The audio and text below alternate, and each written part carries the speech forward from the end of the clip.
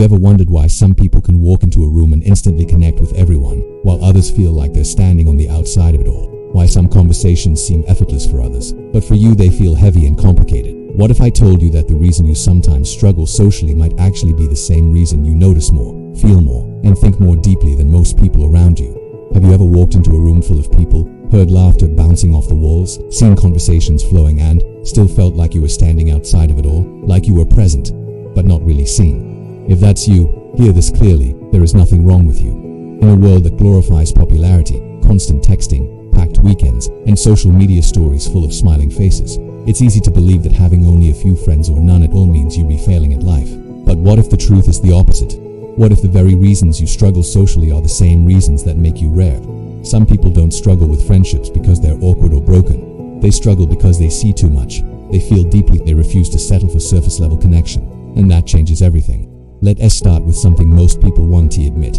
You can stand fake energy. You can feel it almost instantly: forced laughter, compliments that don't reach the eyes, subtle competition hidden in casual conversation, while others seem unbothered. Your mind quietly scans the room, noticing tone shifts and body language. It's exhausting, so instead of playing along, you withdraw. Not because you hate people, but because pretending drains you. You'd rather sit alone with your thoughts than perform a version of yourself just to belong. You don't crave attention. You crave authenticity. That's why your circle is small. Not because you can't connect, but because you refuse to connect at the cost of your integrity. Most people think having fewer friends means you're lonely, but psychology suggests something different. People who think deeply and feel emotions intensely often avoid large social circles, not because they can connect, but because they refuse shallow connections. Small talk doesn't satisfy you. How's the weather? What do you do? Conversations like these feel repetitive. You don't just want words, you want meaning. You want to talk about life, purpose, beliefs, and love. But most rooms aren't built for that. So you sit quietly, observing, waiting for depth that rarely comes. And when it doesn't, you leave feeling invisible, not because no one spoke to you, but because no one truly connected. You don't want a crowd. You want one person who feels like home. And until you find that, solitude feels safer than pretending. There's also the way your mind works. Hours after a conversation ends, you replay it. Did I say too much? Did I say too little? You analyze tone, pauses, and expressions. Your mind is simply very active. That awareness is powerful, but it can also be heavy. While others move on quickly, you carry the details with you, so you protect your energy. You choose quality over quantity because endless stimulation drains you. Some people call that antisocial. It's not, it's sensitivity. And sensitivity isn't weakness, it's depth. Maybe you felt different your whole life. Your humor didn't always match the room. Your interests weren't the mainstream ones. When you grow up feeling out of sync with your environment, you either adapt constantly or retreat. Many people choose retreat, not because they lack confidence, but because constantly shrinking yourself to fit in feels like losing who you are. Another truth: you're more independent than people realize. You don't panic when your phone is quiet. You've learned how to sit with yourself and solve your own problems. From the outside it may look like loneliness, but inside, it's strength. Of course, independence often has a story behind it. Maybe you trusted someone who betrayed you.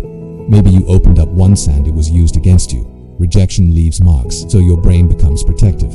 You observe more, you share less. You test people before letting them in. That's not bitterness, that's wisdom learned the hard way. There's also the energy factor. Social interaction can drain you. Even good conversations leave you tired because your mind processes emotions and expressions deeply. While some people gain energy from crowds, you lose it. Your social battery runs out faster, and when it does, you need silence.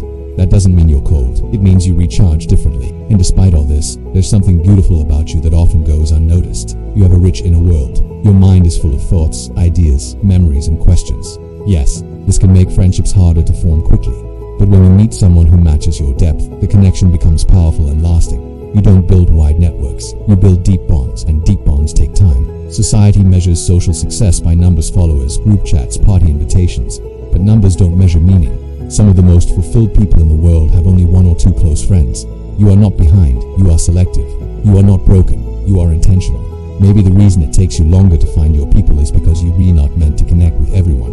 You're meant to connect with the few who truly see you, the ones who don't need you to perform, the ones who understand that your silence isn't emptiness, it's depth. So if you ever questioned yourself because your social life doesn't look like everyone else's, pause, look at your awareness, look at your emotional intelligence. These are not flaws, they are filters. They protect your peace, they protect your energy, and one day they will lead you to people who appreciate your depth. Until then, don't rush the process.